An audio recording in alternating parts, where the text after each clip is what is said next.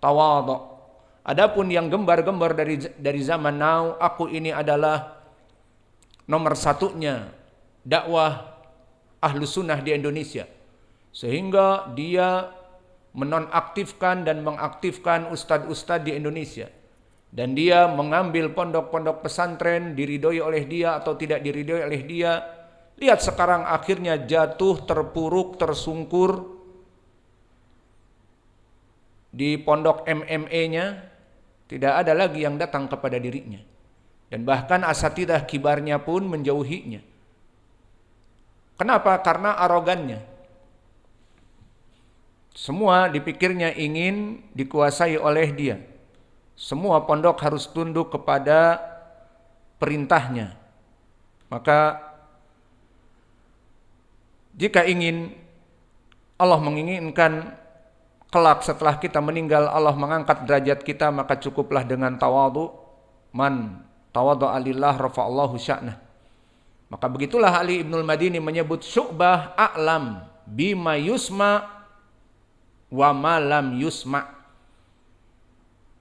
Maka Syu'bah mengetahui dari apa yang dia dengar dan yang tidak dia dengar. Laulahu ma arafal haditha bil Iraq. Berkata Imam Asy-Syafi'i, imam yang agung, jika seandainya tidak ada Syu'bah, maka tidak akan diketahui ilmu hadis di Irak. Maka sanjungan-sanjungan seperti ini, sanjungan yang di atas derajat thiqah, dan bagaimana kedudukan orang ini. Dan perkara seperti ini, seperti kami sebutkan tadi, tidak bisa kita untuk memprogram. Aku kalau meninggal orang menyebutku apa ya? Menyebutku ilmu hadis. Wah, dari sekarang sibukan hadis. Tidak. Bisa jadi kelak setelah meninggal karena ketidakikhlasan, karena demikian dan demikian, bukunya dilempar. Tidak ada orang-orang membaca kitab kita, memaksakan diri, menunjukkan diri bahwa dirinya muhaddis Indonesia misalnya. Atau dia sibuk dengan ilmu usul, agar orang menyebut saya usuli, ahli ilmu usul, ilmu yang kebanyakan manusia katanya sulit. Oh, aku ahli usul. Akhirnya fatwa-fatwa dia tentang ilmu usul, kajian-kajian dia tentang ilmu usul, diharapkan dia meninggal nanti menjadi al-usuli. Ternyata Allah jadikan dia lain karena niatnya yang tidak ikhlas. Maka orang-orang yang sibuk berpikir bahwa dirinya memaksakan dirinya menjadi orang yang di atas dari orang lain, dan memaksakan dirinya menjadi garda terdepan dari dakwah salafiyah dan menjadi rujukan, maka lihat sekarang menjadi pencela ulama. Luqman Ba'abduh menjadi pencela ulama, jadi gembong dari Sa'afiqah di Indonesia terutama, dan dia yang menjadikan penyambung lidah dari Sa'afiqah di dunia, yang mencela Syekh Muhammad bin Hadi Al-Madkhali. Apa dosanya beliau? Sampai disebutkan 9 kaset. Dan sekarang para ulama membela beliau, dan bahkan hukumah Saudiyah membela beliau, bahwa beliau bukan qadzaf. Di Ramadan kemarin telah diumumkan. Maka seperti inilah nasib mereka.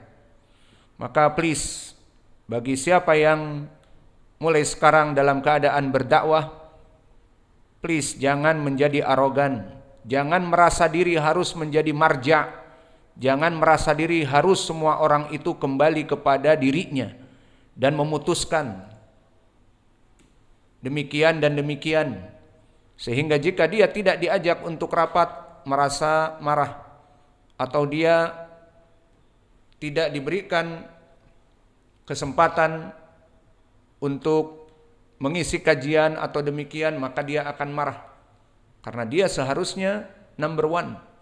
Maka please, seperti itu ditiadakan di dalam hati-hati kita.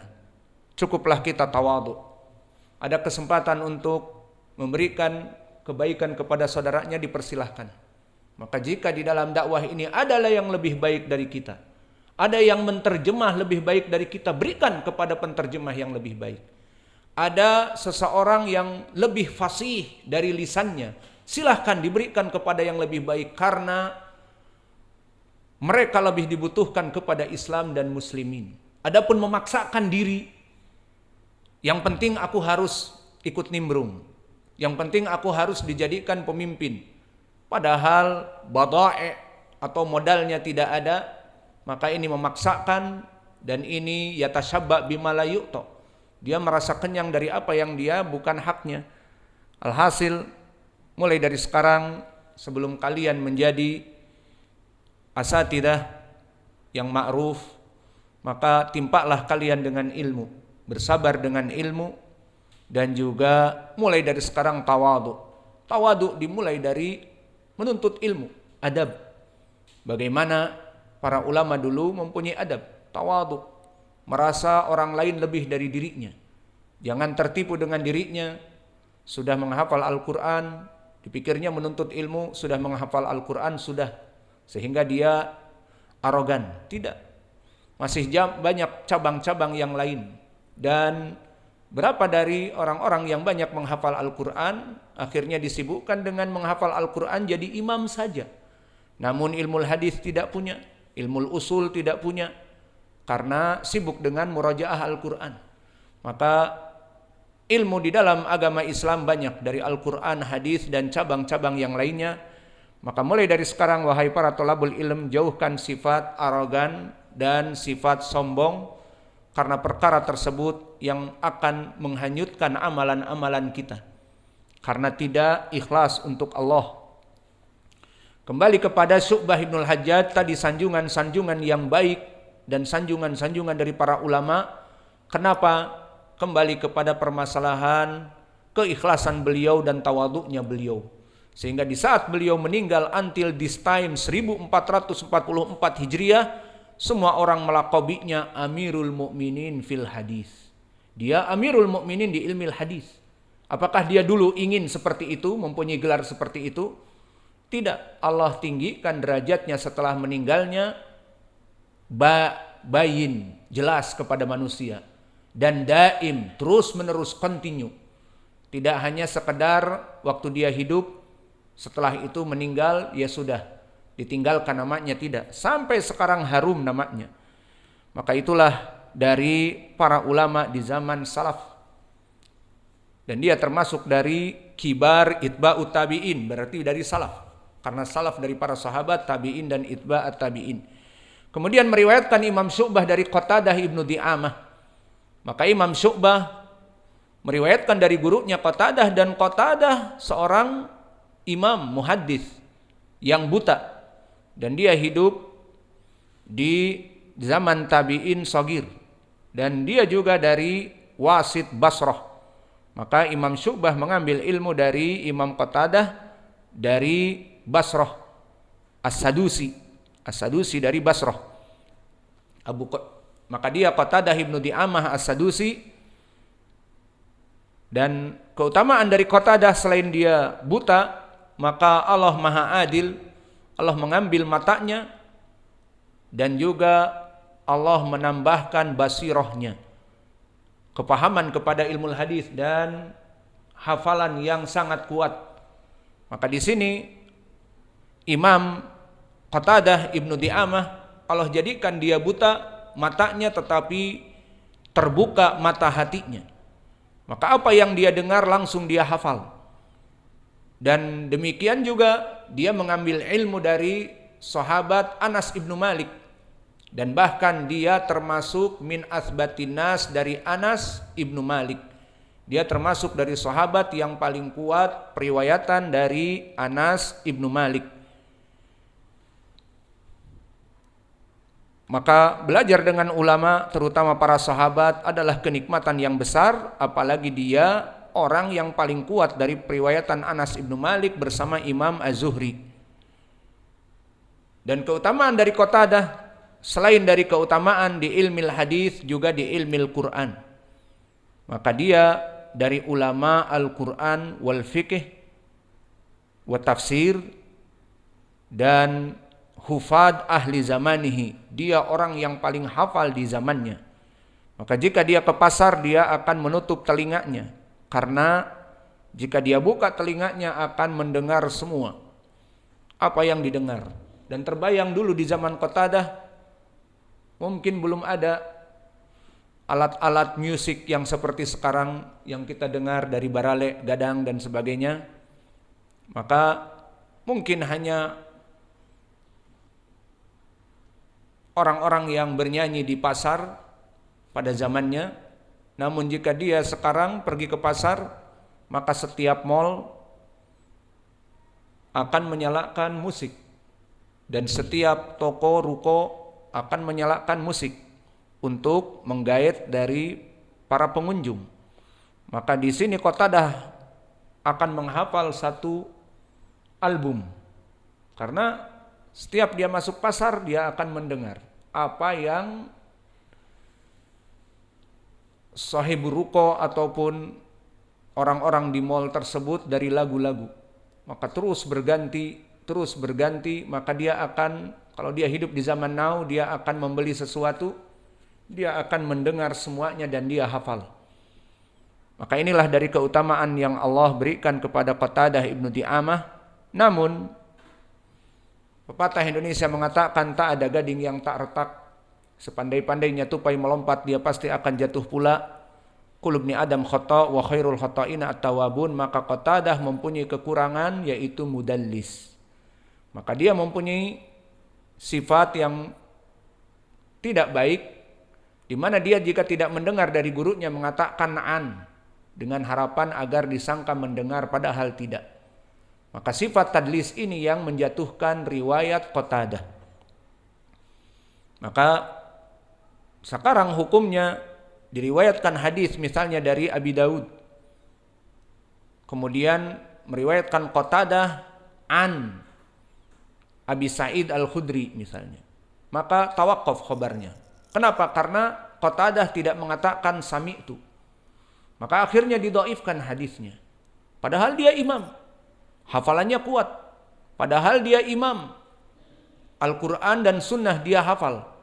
Namun karena sifat tadlisnya ini akhirnya didhaifkan hadisnya sampai datang riwayat tasrih atau datang riwayat yang lain yang menguatkan. Maka inilah manusia, tidak ada yang sempurna. Al-kamalu lillah. Kesempurnaan hanya untuk Allah. Maka tidak ada dari manusia yang sempurna. Dari berbagai ilmu, dari berbagai hafalan yang dia punya, maka seluruh manusia tidak ada yang sempurna.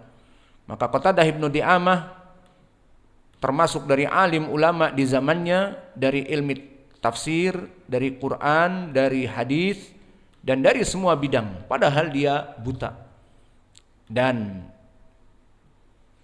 dari kekurangannya, karena manusia tidak sempurna, maka dia mempunyai sifat tadlis. Bahkan muridnya Imam Syu'bah ibnul Hajjaj, muridnya yang paling mencintai gurunya, akhirnya dia berbuat insaf. Maka dia duduk di depan Qatadah melihat mulutnya. Maka jika Qatadah mengatakan an, aku tidak menulis. Tapi jika Qatadah mengatakan haddatsana, aku menulis. Maka dari sini sebagai murid yang baik, maka dia jauhkan gurunya dari sifat-sifat tadlis. Maka dia hanya menulis dari gurunya yang mudallis ini riwayat yang haddatsana akhbarana. Maka dari kemuliaan gurunya yang ingin menyelamatkan, kemuliaan murid yang ingin menyelamatkan gurunya ini, karena dijauhkan dari sifat tadlis, sehingga jadilah kaidah bahwa kafa bisyu'bah riwayati an Qatadah. Cukuplah jika meriwayatkan Imam Syu'bah dari Qatadah, maka sanadnya itu bisa jadi hasan. Kenapa? Karena Imam Qatadah meskipun mudallis, tapi jika meriwayatkan darinya Syu'bah ibnul Hajjaj, maka Syu'bah ibnul Hajjaj tidak mau menulis kecuali riwayat yang mendengar Syu'bah dari gurunya. Maka dari perbuatan gurunya ini dengan muridnya, sehingga periwayatan Qatadah bisa agak sedikit bersambung jika yang meriwayatkan dari muridnya Syu'bah. Maka sebagian ulama mengambil kaidah seperti ini. Misalnya diriwayatkan oleh Imam Abi Daud dari jalan Syu'bah an Qatadah an selain Anas. Misalnya an fulan. Kita tidak memastikan cuman an fulan.